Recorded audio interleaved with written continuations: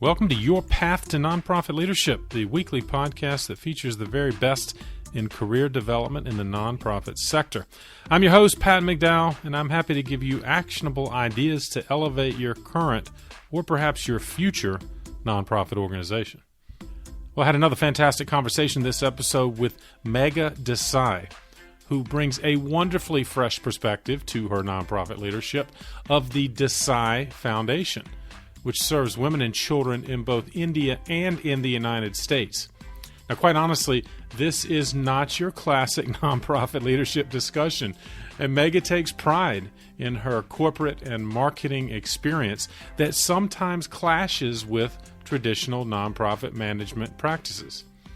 Megha is going to help you rethink your approach to strategic planning, your commitment to those you serve, and maybe your relationship with your donors, including when is it time to push back. Lots of good content here. I think you're going to enjoy this conversation for sure. Check out the show notes. This is episode number 161. Just go to the podcast or the news page at pattonmcdowell.com, and you'll find all of the resources Megha and I discuss, as well as more information on the great work she's doing through the Desai Foundation. Speaking of resources, while you're on our website, make sure you connect with us. We're on all the primary social media platforms, including YouTube, if that's how you like to consume your podcast content. And get on our email list. Go to the bottom of the homepage. It's labeled free resources, and you won't miss anything, including great episodes like this every Thursday morning. Without further ado, please enjoy my conversation with Megha Desai. Megha, thank you for joining me on the path. Thank you so much for having me here. I'm so excited to be here. Well, I've enjoyed getting to know you a little bit through our preliminary conversations, and you've got some fascinating takes on nonprofit leadership, but frankly, leadership in general. And that's exactly what I want to talk about and what I know our listeners will benefit from. You know, one thing that you talked about previously that really struck me was how you've noticed the challenge many nonprofits have in measuring their own success. Talk about that. Why is that a challenge, or where have you seen that as a challenge for other nonprofit organizations? Yeah, absolutely. I think the reason why this was so front of mind for me as I entered into this industry was because I came from the for-profit sector. You know, I went from working in advertising where my metrics for success were really clear. You know, if the ad was working, I was selling more product, or our brand awareness was going up.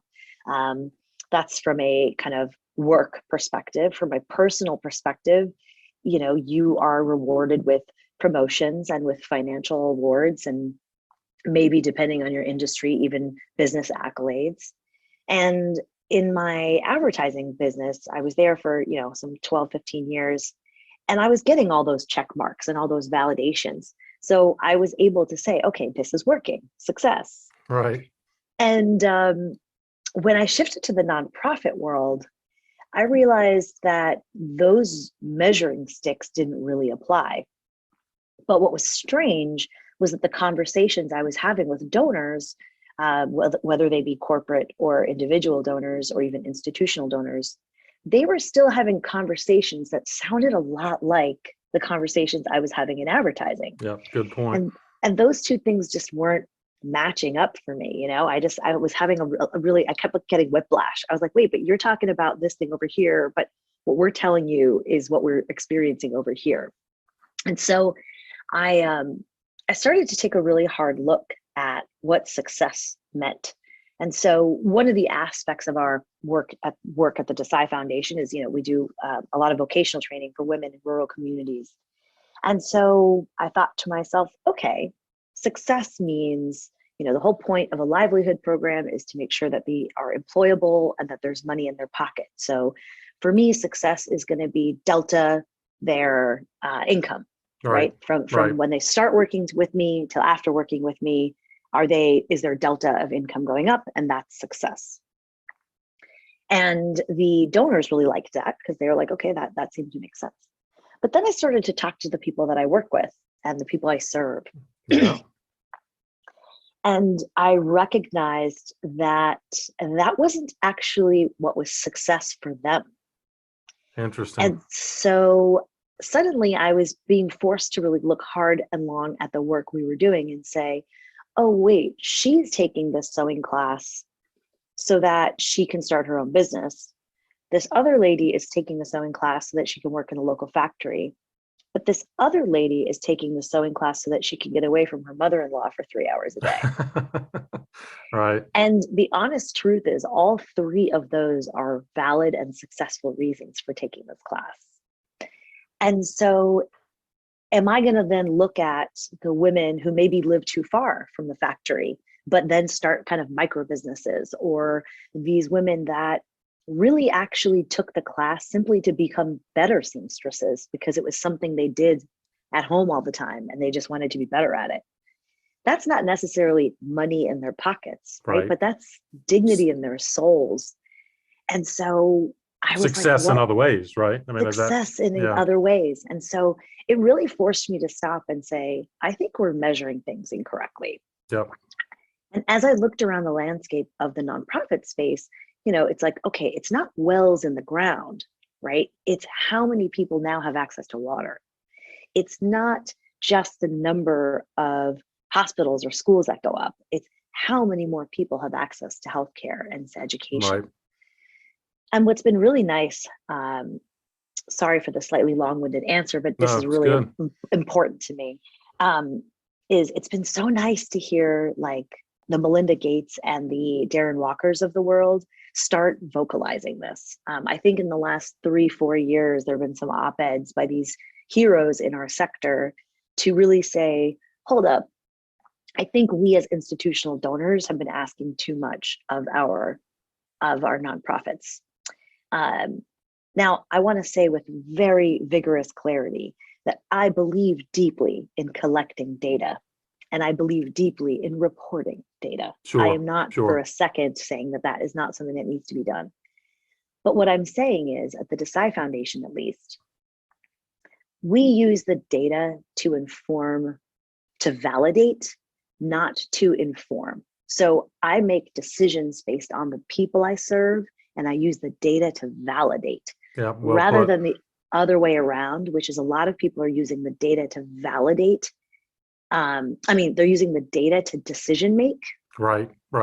And that is, I think, where we end up making mistakes, like continuing to fix a well in Afghanistan, which is, of course, a really famous story, not knowing that the women in the village were breaking the well because they actually wanted to walk 2 miles to get water so that they could be with their friends alone. And Makes so good sense.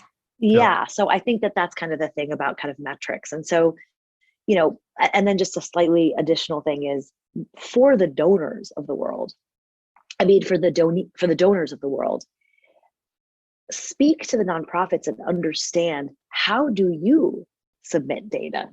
What is it that you guys are already creating? And I encourage nonprofit leaders to stand up for themselves. Yes. There was a moment in time that for one program, I had 12 different formats of reporting. Good grief. That we were filling out, right? Because we had just multiple donors for this one program. You're responding to them, though, right? Or you're responding with their, Exactly. We were like bending ourselves into a pretzel, providing the data that they required. And so I was like, this is madness.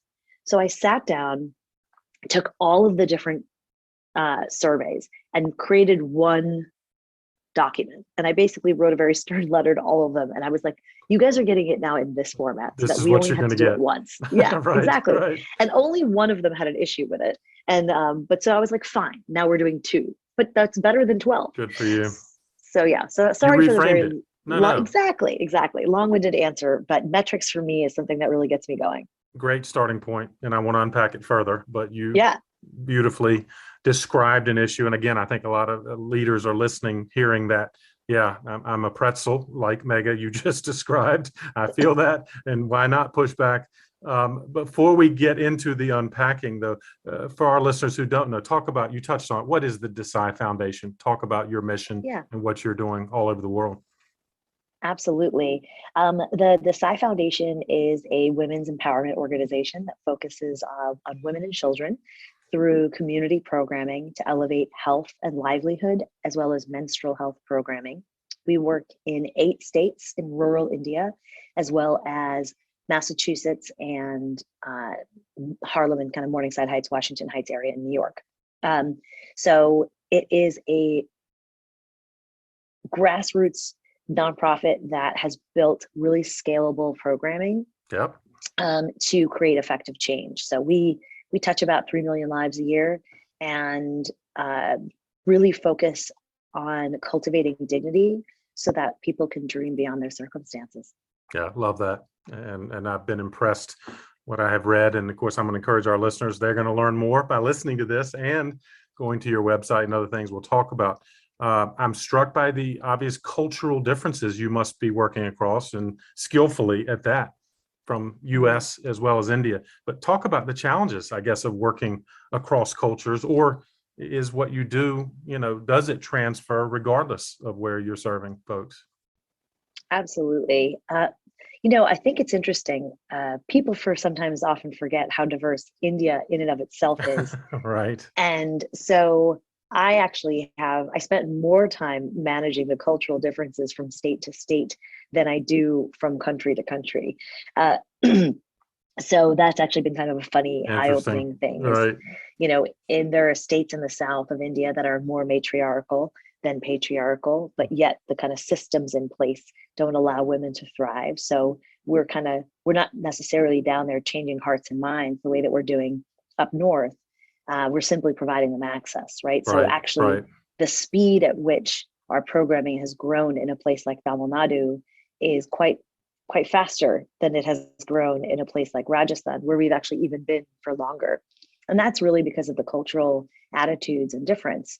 So I think that kind of goes across country to country, state to state, and region to region, as every nonprofit operates in different places. And again, it really just goes back to listening to the people that you serve. Yeah, good point. There's one state that we work in where there are hospitals everywhere. So we lean back a little bit from our health access, because it's already there. But there's another state in which we have to lean really hard into our health access, because the rural communities just don't have access to healthcare. So I love the challenge of learning something in India and then trying to bring it back to the United States, and vice versa. We have a great example of this. One is we've been working with an organization called Community Impact in Morningside Heights in Harlem for almost 25 years. Okay. And they were an established NGO that we partnered with, and we helped kind of dig in and improve some of their community-based programming. We learned so much about how they engaged the community and how they fostered leadership from the students at the university. Right. That we were able to go to IIT, go all the way across the world to another college, and say, we want to bring this type of programming that engages your student volunteers, which culturally is very different in India. In India, students don't volunteer because their job is to just put their heads down and study. And so at first, we had a hard time getting it off the ground, but it's been now, I think 8 years that we've been building this program at IIT. And it's been so lovely to watch these students, host huge mega health camps and teach vocational skills and whatever. So that's an example of a program that went from, west to east. But some of the programs that we're doing in India, we're also bringing here. People think that the stigma around periods is really only in third world or developing world countries, but that's so not the case. 1 in 5 girls in America drops out of sports at the onset of puberty. There is a horrifying statistic that says 1 in 4 women at some point in their life will face some sort of period poverty, which means they aren't able to purchase the pads or the tampons or the cups or whatever it is that they use to manage their periods, Right.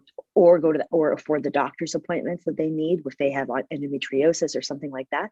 And that to me is like horrifying. And then even more horrifying is that in most states in America, people who bleed that are incarcerated have to pay for the products that manage their menstruation. Good grief. And this is a thing that nobody knows, because like, why would this is not going to be headline Right. news. Right. But slowly but surely, just over the last 4 years, so I just want to be clear that it's only in the last 4 years that 20 some odd states have rolled back this financial burden. So if you don't have somebody putting money in the commissary, you literally are using socks and pillowcases to manage your period. You're out of luck. Right. Yeah. But, So that's an example of a program that, we've spent a decade in India working in menstrual health. Over the last 6 years, we've actually been doing lots of campaigns from an awareness perspective to make sure that people know these things, so that they can change them. you just have to raise awareness, right? Just to simply get people to pay attention. And I want to go back to your other point, just how well you listen to those you serve, which again, maybe seems fundamental, but I would suggest many of our nonprofit colleagues, it's top down as to what we do programmatically. And you have used the unique, different cross-cultural communities you serve, listened, and then applied them across borders, literally, right? And that strikes me as impressive. It leads, however, to another question. You were on an impressive trajectory in the advertising world. Why are you doing nonprofit leadership now? Yeah. Life is funny sometimes. And I think that you end up surprising yourself where you find yourself. So you are right. I was quite successful in the advertising world, and, getting all those check marks and those accolades. I think by the end of my tenure, I had racked up like 5 Cannes Lions, like several pencils, a couple of Jay Scheid awards, which are like if you don't know the industry, then it means nothing. But if you know those the are a big industry, deal, though. it's a big deal, right? And again, these aren't singularly mine. In advertising, a team wins an award. So like it's the ad that wins the award, not the person. So just to be clear about that. Right. I'm not saying that like I have won those. So this is not everybody's experience, but for whatever reason, in the kind of early knots, my experience was that every time I got a promotion, or anytime someone was trying to reward me by putting me on a bigger P&L, or a sexier brand, Right. I had this very strange thing happening where technically I was supposed to be like elevating, but the products that I was being put on somehow became more and more frivolous. And I remember I think it was one of those weeks where I had to have been at the office for 90 hours. And I think it was like, 10 p.m. on a Friday. And I'm sitting in front of like a row of these deodorants. And I'm just thinking to myself, you've just spent 90 hours of your week missing your best friend's birthday party, and you are selling deodorant. Now, I'm not saying that deodorant's not important. I'm not saying people that sell and make and stock the shelves with deodorant is not important. Yeah. It just wasn't important for me. Right. And I kept saying like, whew, this feels strange. And then the funny part is I expressed that. They gave me a promotion, and then I got put on a beer. And I was like, this is even less important to me. Oh my. And it was a big name beer, but still, I was like, sure. this is Is this way what less. my life I was is like, about now? exactly. Right? Yeah. I was like, even the deodorant's better than the beer. So I left advertising feeling just a little bit like, if I'm going to work this hard, I really want to care about the product I'm selling. Yeah, good for you. And so I spent 5 years running a small marketing agency where we focused on kind of branded entertainment and, partnerships, as well as kind of brand identity for startups. But I tried to incorporate lots of companies that were in social good. Yep. And this was before kind of social good was super sexy. And so I was actually bringing the idea to some of my existing clients. I had a really large computer company that I said to them, like, hey, did you guys know that you actually reduced your paper consumption in the last year by 33%? And they're They like, didn't even yeah. know that, or they did know Well, that, but they did know that, but not every employee at the company knew that, okay. right? It was like Yeah. just a small, and I was like, this is something to be celebrated. This is a big Right. deal. And so we worked together with them to come up with some ideas on how to celebrate that, how to do a brand integration around that. We had a teeny tiny little startup called Spotify that was just kind of figuring itself out and its footing on the ground in the US. And I had a great client that I worked with my best friend on, and called One.org. Her name is Raina Kumra. And One.org came to us and said, listen, we don't need to fundraise. We don't need to do this. What we need to do is try to figure out how to shift people's perceptions of Africa. And so we came up with all these different partnership ideas. And one of them was to create a branded channel, featuring the hottest music out of Africa, curated by Bono himself. And it worked, and they said yes. And we actually were, because both companies were kind of in these nascent stages, we actually were able to do this whole deal for almost free. I mean, I think it costed us, it was like a very negligible amount of money. Wow. And that channel still exists today, so that was the type of partnerships that I was working on. At the same time, the Desai Foundation was in a really interesting place. So it was started by my parents 25 years ago and operated very much like a family foundation for the first 10 years. After the kind of, forgive the startup metaphor here, but we were kind of in our friends and family round, right? Building Exactly. our MVP. And then once we built our MVP, we realized we had 10 MVPs. We realized that in order to really expand the work, we had to scale these MVPs and make sure that we're inviting more people to the table. So we made the very unusual decision to convert from a family foundation to a public 501c3 programmatic nonprofit. Now, for those of you that are listening that are thinking about doing this, please don't. You have some advice for them? It was the wrong decision. We should have just shut down the nonprofit, the family foundation, and started a new one. Interesting. We've had the paperwork was painful. It took us 4 years to get all the paperwork straight. And then we had the added headache of people not understanding that we were a programmatic organization. We should have changed the name. We were going to change it to like the Lotus Institute or something, but we never ended up doing that. Right. And so, people still come to us asking us for funding because we are called a foundation. Right. I get it. I deeply understand why people are coming to us and asking that. So it's been my marketing challenge to try to change people's perceptions, right? Which is, uneasy, but it's not easy. But we hope we've gotten somewhere. But just advice for folks that are thinking about making that conversion: just shut down your nonprofit and start a new one. Right. So here we are now, a public organization with a board of directors, and we were looking for an executive director, and we started interviewing folks. And everyone that came to us with a lot of nonprofit experience didn't quite get our act fast and break stuff attitude that we have as kind of two entrepreneurial founders of this organization. And they really wanted to sit and study things for 2 years before they tackled things. And that's not your kind of timeline, I'm guessing, or is it? It's not only our timeline, but my entire board of directors and myself and my father really like to kind of build the plane and fly it at the same time. Right. We're also not afraid of failing at all. We've had many failures at the Desai Foundation, and we learn from every single one of them.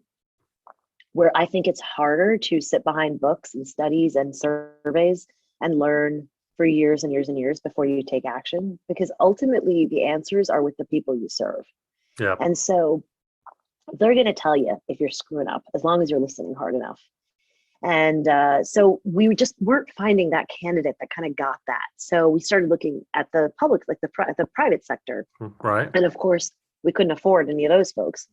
So we said, okay, I'll do this job for 6 months as, a temporary ED to kind of give us kind of an interim appointment, maybe. just Yeah, interim appointment. I'll put a pin in my business for a year or yeah. 6 months to just kind of give us some runway. That was 6.5 years ago. And I've now been running this business for 6 years. It's the hardest job I've ever had. It's the best job I've ever had. You believe in it, though, obviously, right? It's something you can believe in. So believe in. And, kind of going back to my, this idea of like building things and breaking stuff. I think the other side of that is not knowing how hard some things are because I don't have all that institutional knowledge. Right. So I make this joke a lot that like 75% of the time my naivete works in my favor, and 25%, we screw up. So what? I'll take that percentage any day of the week. You'll fix it too, right? And we'll fix it, exactly. So sometimes we're able to be super ambitious and build things because I almost don't know how hard they are. And it ends up being, why people are starting to pay attention to the work we're doing. So I was fascinated by it because you made a comment earlier in our conversation about, I think sometimes the nonprofit community entangles itself in reports and analysis. And clearly you come from, a experience that you don't have time for that. So I'm guessing that then becomes a key piece of advice to nonprofit leaders, right? That are you spending too much time or accelerate? Tell me how you would translate that into advice. Do you think strategic planning takes too long in the nonprofit sector, among other things, or what are some of the examples you see and that you would fix? Oh, so many. First, it's really about approach and philosophy, right? If you look at someone building a startup, they're able to, raise $100 million, lose it all over the course of 3 years, and they get a pat on the back for trying to build something great. And nobody is scrutinizing their every dollar and cent. Yeah, right. But, I raised $50,000 from 3 different donors, and I'm putting together these like eons of reports, and somehow I'm not able to fail when I'm trying to change people's lives.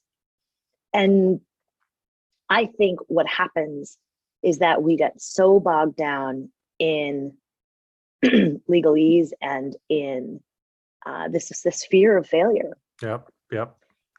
It also depends on who your donors are, right? For those of you that are building nonprofits where your expectation is to get money from the government, I'm sorry, you're going to have to spend hours and hours and hours doing strategic planning, doing tons of testing, because most people won't even pay attention to you if you don't have the reams of data to prove your efficacy. Yep. And I get that. And I think that I understand why governments have to hedge their bets a little bit more. But I don't see why CSR and institutional donors, and especially individual donors, have to, hedge their bets. This is what, if you trust an organization, write a check, give them a little bit of direction, and then see what they're made of. And if you don't trust them, then don't write them the check. Yep. And I think that, we treat our annual review, like our annual report, very much as an investor guide. So in it, you'll see like, oh, we tried this, it didn't work. We did this.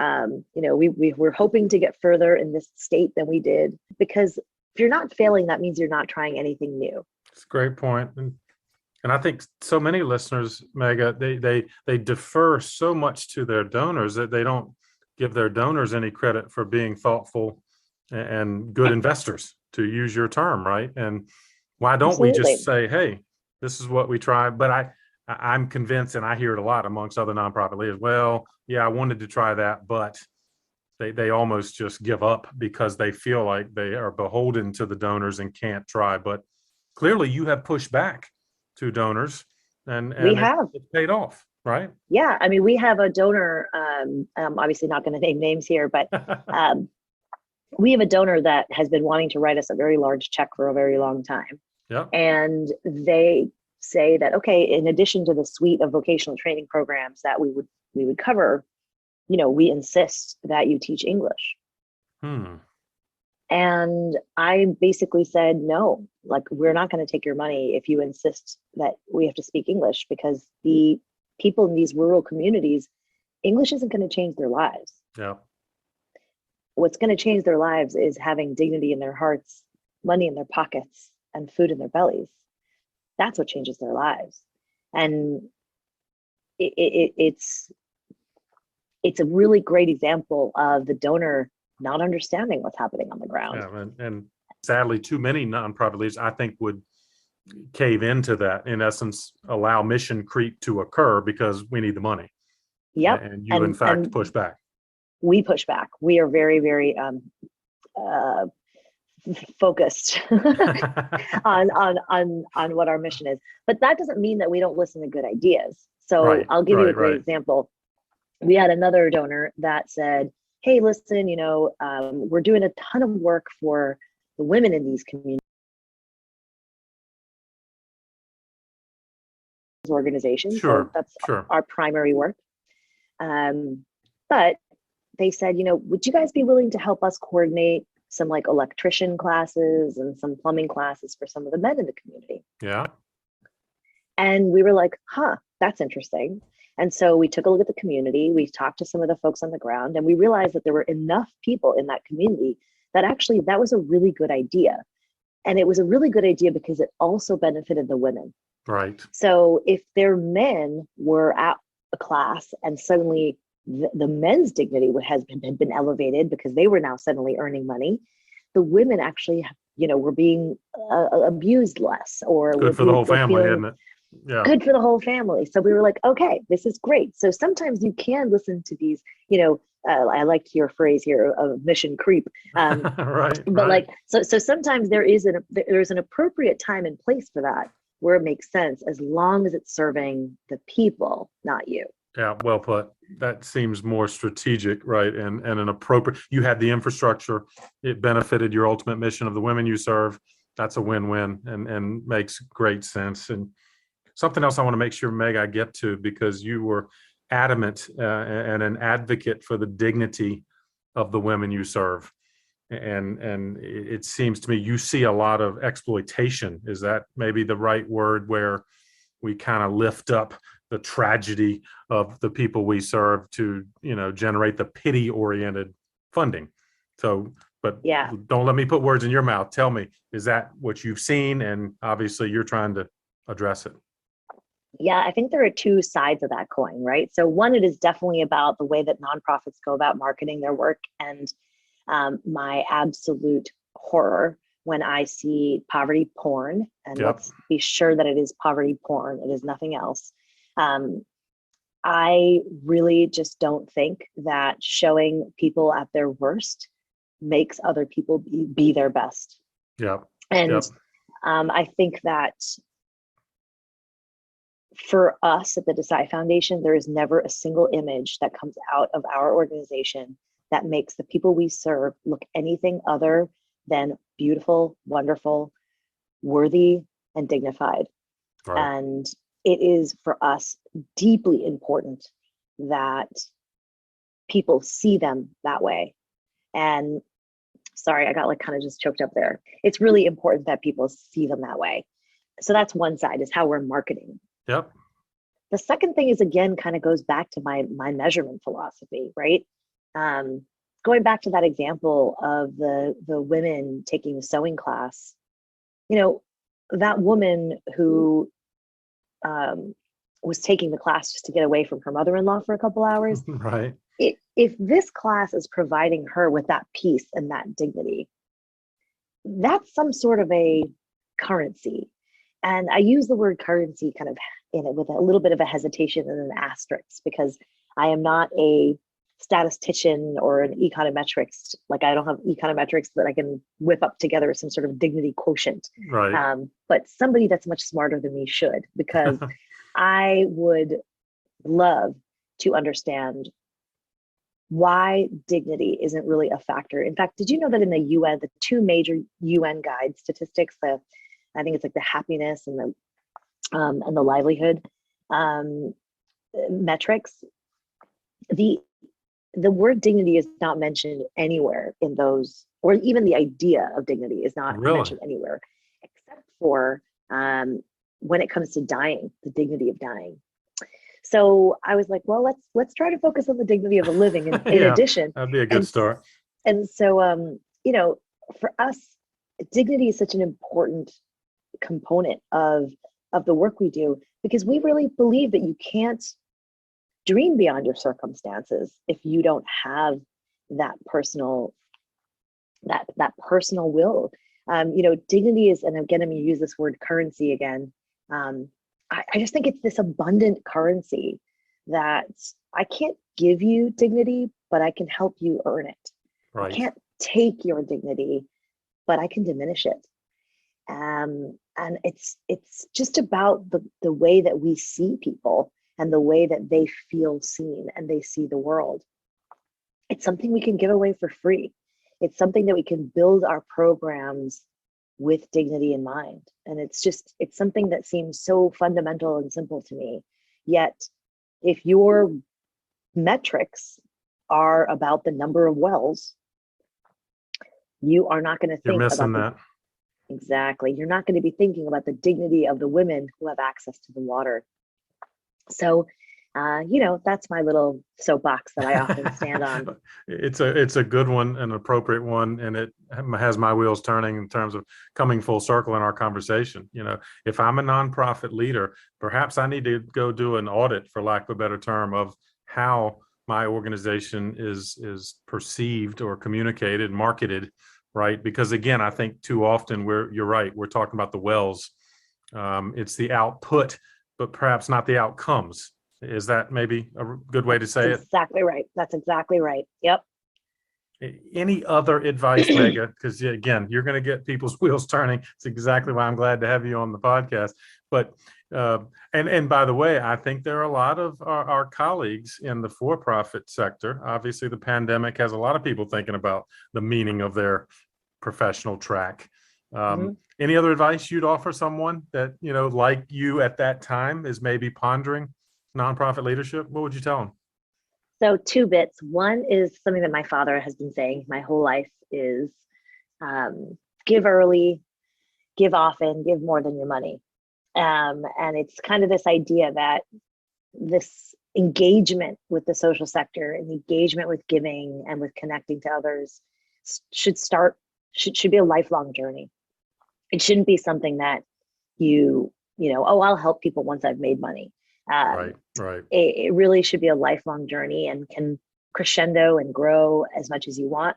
We all have so many other skills that we can lend to nonprofits beyond our money or even our leadership. So I think that there's opportunity there. So that's one of my just kind of life philosophies. Nice. My second piece of advice is, I think that something that we do at the Desai Foundation very often is we get together and we become like the most ruthless editors of our own organization.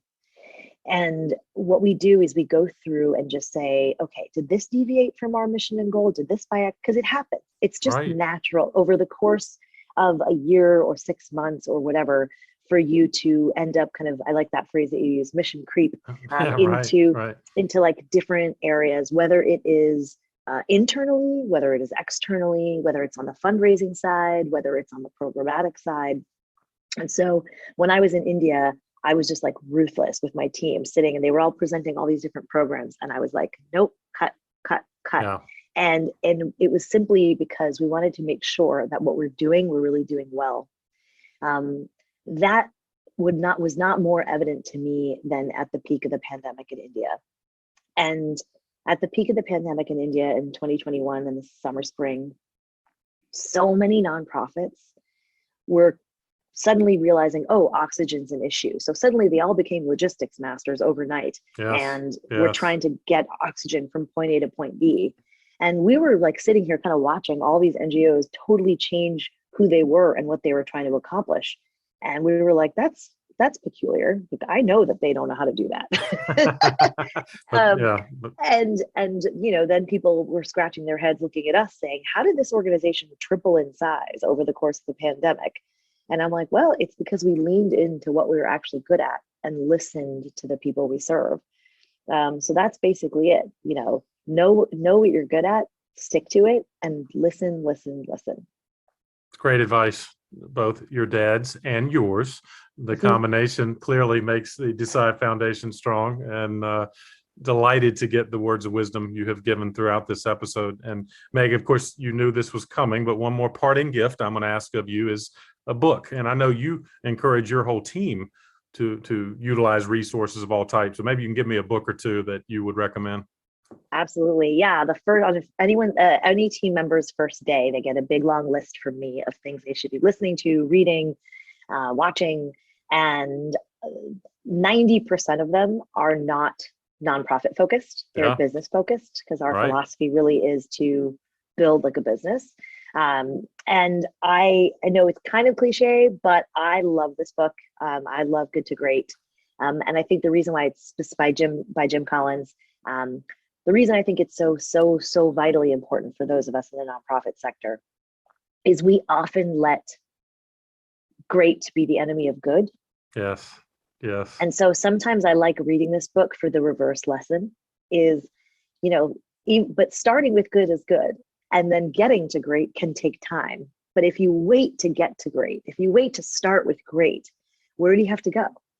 And I love the kind of lessons that this book has to offer, because it really helps you think about what are the things that are holding me back from even just taking the first step. So well put. And I love the fact that you present that kind of my first day on the job, you're providing me resources. I think every nonprofit leader listening ought to think about it. What do you do as part of your onboarding? Because it sets the tone, it provides information, it creates a culture, doesn't it, Megha, that you are kind of articulating, hey, this is the kind of information I want all of us to know and learn. So I love that. And of course, thank you for all the words of wisdom throughout this conversation. Where can people go to find out more about you and the great work you're doing? Oh, I so appreciate that. Yeah. So we are the Desai Foundation, DESAI.org on the website. That's our website. And then we have, we're at Desai Foundation on all the socials. We have 2 beautiful events. If you live in New York, come to the Valley on the Hudson in October and to the Lotus Festival in September. We host those every year. And the Lotus Festival takes place in Boston. And so, yeah, we'd love to connect with you and learn more about what you guys are up to. And you can reach me personally at Megatron, MEGHATRON 5. Love it. We'll get it all in the show notes. And of course, as always, we'll encourage our listeners to check it all out. We'll link it up. And Megha, thank you again for joining me on the path. Thank you. Thank you so much. I really appreciate what you do here, and I really appreciate being a part of it. Well, I hope you enjoyed this conversation with Megha as much as I did and came away with some new ideas to guide your professional development journey, or maybe help you manage your nonprofit in a different way. Don't forget about the show notes. They are available on our website, pattonmcdowell.com. This is episode number 161. You can find out more about Megha, the Desai Foundation, and the great work they're doing around the world.